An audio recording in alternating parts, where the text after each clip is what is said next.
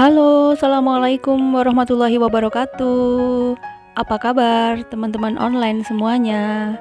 Kita berjumpa lagi di video materi pembelajaran bersama Ibu Alma. Di video kali ini, kita akan mempelajari tentang sistem pernafasan pada manusia. Buat yang baru gabung, jangan lupa untuk subscribe channel ini dan nyalakan loncengnya supaya kalian semua tidak ketinggalan dengan video-video baru dari Ibu Alma. Sistem pernafasan berhubungan erat dengan sistem peredaran darah, bertanggung jawab menyediakan oksigen bagi seluruh sel dan membuang karbon dioksida berbahaya dari tubuh. Mulut dan hidung menyalurkan udara dari luar tubuh melalui sistem pipa yang semakin mengecil sehingga akhirnya mencapai kedua paru-paru yang terletak di kedua sisi jantung di dalam rongga dada kita.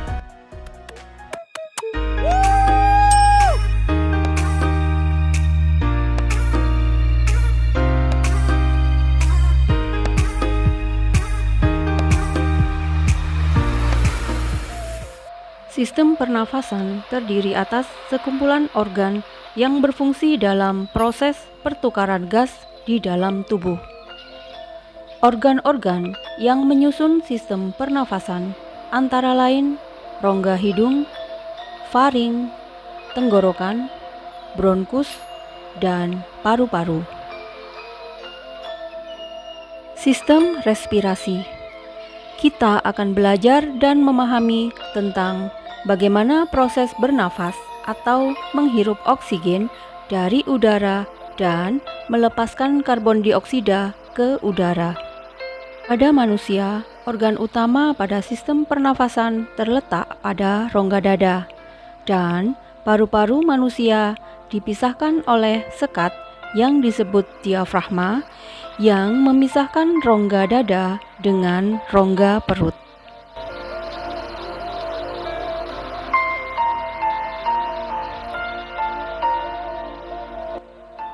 Paru-paru manusia diselubungi oleh selaput tipis yang disebut dengan pleura. Paru-paru kanan terdiri dari 3 lobus, yaitu lobus superior, lobus medialis, dan lobus inferior. Sedangkan paru-paru kiri yang berukuran lebih kecil hanya terdiri dari 2 lobus, yaitu lobus superior dan lobus inferior.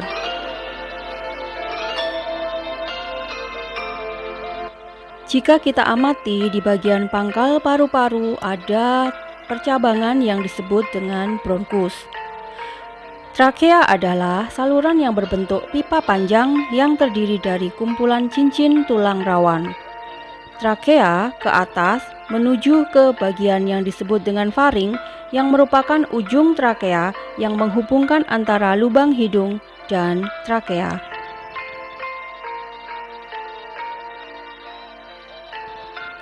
Pernapasan dibedakan menjadi pernapasan internal dan pernapasan eksternal.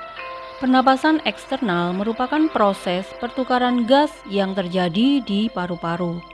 Sementara itu, pernafasan internal merupakan proses pertukaran gas yang terjadi pada organ tubuh.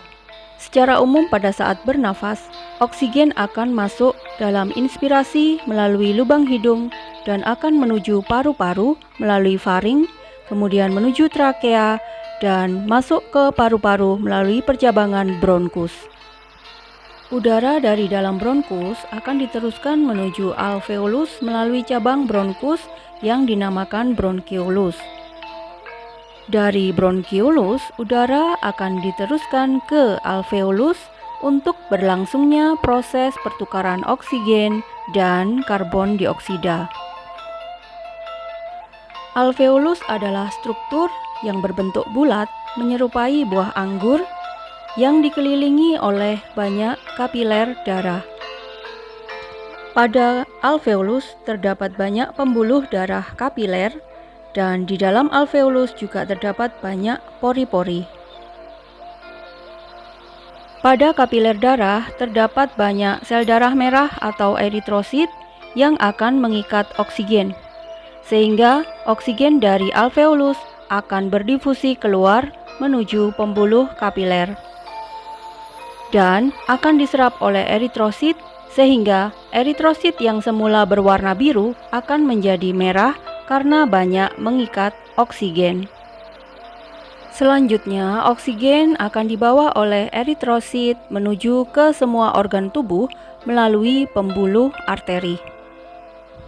CO2 yang dilepaskan oleh kapiler darah akan berdifusi di alveolus dan akan terkumpul di bagian rongga alveolus. Setelah itu, karbon dioksida atau CO2 akan dikeluarkan menuju luar tubuh melalui bronkiolus, kemudian menuju ke bronkus,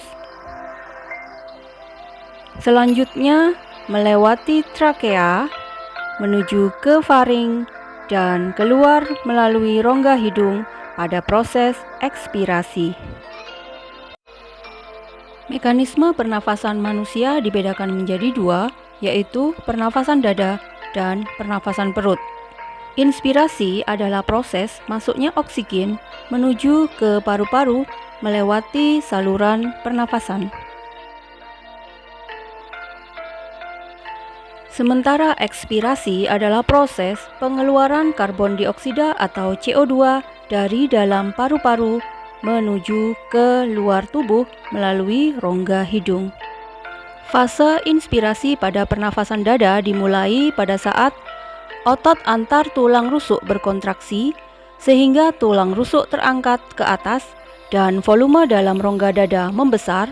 Dengan demikian tekanan udara di dalam rongga dada mengecil dan udara masuk ke dalam paru-paru. Fase ekspirasi pada pernafasan dada terjadi pada saat otot antar tulang rusuk berelaksasi sehingga tulang rusuk kembali ke posisi semula. Volume rongga dada mengecil, dengan demikian tekanan udara dalam rongga dada membesar, selanjutnya udara keluar dari paru-paru. Inspirasi pernafasan perut. Fase inspirasi terjadi pada saat otot diafragma berkontraksi sehingga volume rongga dada membesar, tekanan udara di dalam rongga dada mengecil, dan selanjutnya oksigen masuk ke dalam paru-paru. Pada fase ekspirasi, pernafasan perut terjadi pada saat otot diafragma berelaksasi sehingga volume rongga dada mengecil, tekanan udara di dalam rongga dada membesar, dan selanjutnya CO2 keluar dari paru-paru. Yang paling utama membedakan pernafasan dada dan pernafasan perut adalah otot yang berperan. Pada pernafasan dada, otot yang berperan adalah otot antar tulang rusuk, sementara pada pernafasan perut, otot yang berperan adalah otot diafragma.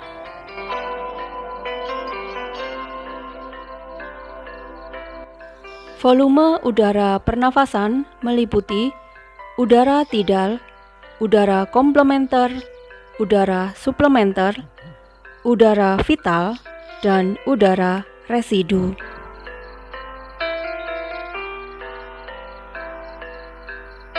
Sebagai penutup dari video ini, bahwa sistem pernafasan pada manusia terdiri dari organ utama yaitu paru-paru yang dilindungi oleh tulang rusuk dan diafragma.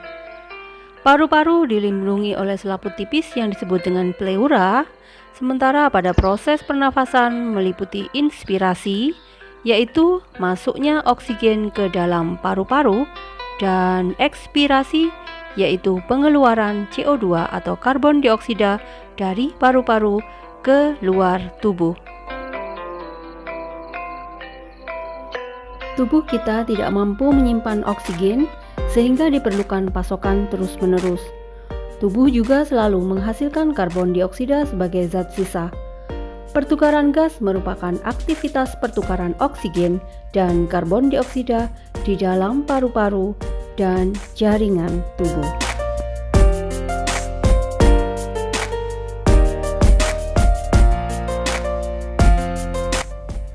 Demikian video materi sistem pernafasan pada manusia. Semoga bermanfaat buat kalian semua yang sedang mempelajari materi ini. Jangan lupa untuk subscribe, like, komen, dan share ke teman-teman kalian yang lainnya. Kita ketemu lagi di video selanjutnya. Terima kasih buat kalian yang sudah menonton. Saya akhiri, wassalamualaikum warahmatullahi wabarakatuh. Bye-bye.